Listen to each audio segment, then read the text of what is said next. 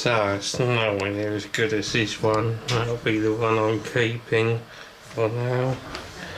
And I'll just stick it on for a tenner or something.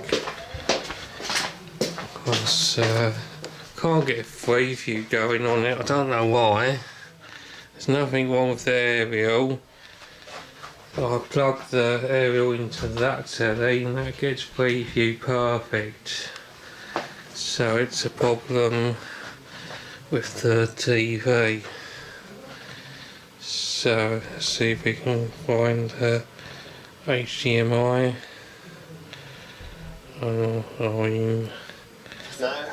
Yes. So is teaching us the secret tricks that can transform your there's Sky. David Dominic's on the hunt for the nation's most beautiful cherry blossoms. That's at 10:30. Oti Mabuse is helping one lucky couple get into their dancing groove at 10:45. And at 11:30, Ben Stiller. Derek Zoolander's going to be in the studio alongside the stars of Sevens. But before all of that, they're the popular frozen drinks designed to appeal to you. Input cuts as well. Health and defence not included.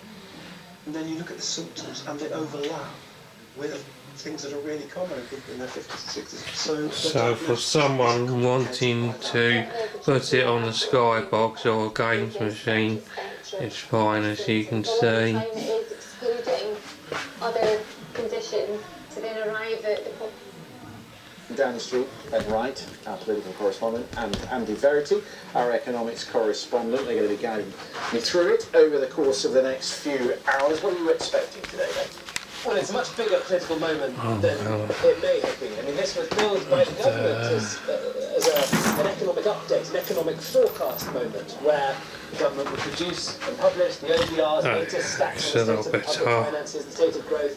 Rachel Reeves would present the these, and then everybody would go back to their desks. It is clearly a bigger deal than that, because still light shining on it. Figures from the Office for Budget Responsibility will show that she's off course in terms of meeting her own fiscal target to get spending paid for entirely by tax receipts at the end of this Parliament. So she's having to do a repair job today to show how she's going to plug that gap. I can't really get it, still too bright in this room. Not today. So this repair job will be done through spending cuts. And she I stand here and blocking the light.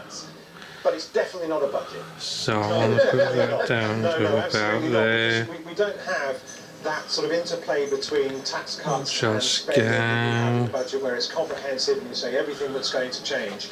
But what you do have here is a change to the forecast, and even compared with what we've been trailing over the past couple of weeks, the 5 billion cut to benefits, what we're hearing is that Rachel Reeves might have to go further in terms of trimming back eligibility for things like personal independence payments than we have thought up until now, in order to hit her self-imposed fiscal targets. So the OBR goes away and does an assessment on how many people will be affected by the changes she's already announced. Then come back, according to the report, and said, actually you're about 1.5 billion short of your target.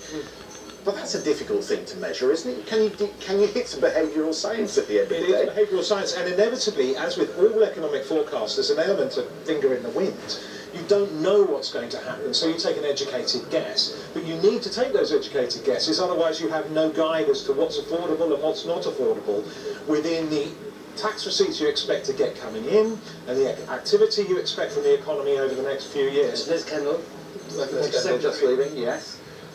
She'll be the one who's piloting these reforms, and what she may be forced to follow up on is Rachel Reeves saying that they're going to go even further than they have proposed until now in terms of tightening eligibility for those benefits. So what the OBR is saying is, we think that there'll be a behavioural change as a result of this reform, where people will go on to claim for more severe disability.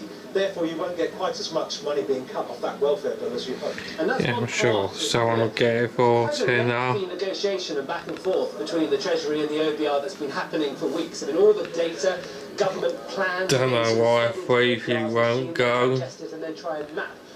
I've reset the telly and it hasn't made any difference. We've got ones there. When the OBR decided that in their view, the government wasn't going to make £5 billion of savings from the green paper, the welfare green paper, which it's going to have to trim some more. We'll talk plenty more. Let's pick up that thought with the director of the Institute for Fiscal Studies, Carl Emerson, is with us. Good to have you alongside, Carl. Pick that up, will you? That thought on welfare. The impact assessment seems to suggest that she won't reach a £5 billion saving on the cuts she's announced, and we'll have to go further. What does that mean? Well, I think what it really signals is a very disappointing way of making policy. I think we need to be setting our policy around working age benefits, how we support those in ill health, how we help people into work with a view on the longer term, not a view on what the latest OBR forecast happens to tell us and whether we're just a teeny bit up or a teeny bit down against some fiscal target.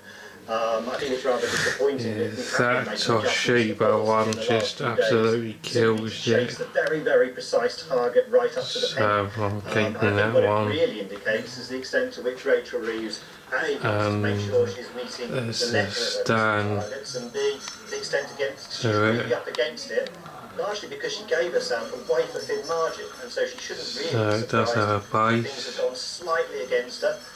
And she's having to find a few pennies here and there. Can you explain that further for us? When you talk about a wafer-thin margin, are you talking about the £9.5 billion of headroom that she created? Was that not enough? And does that, in the give and take of a national economy, does that get swept away quite quickly? So in the October budget, she was meeting her fiscal target, and as you say, a margin of error of about £10 billion. It sounds like an enormous sum of cash. But the UK government is planning to spend about £1,500 billion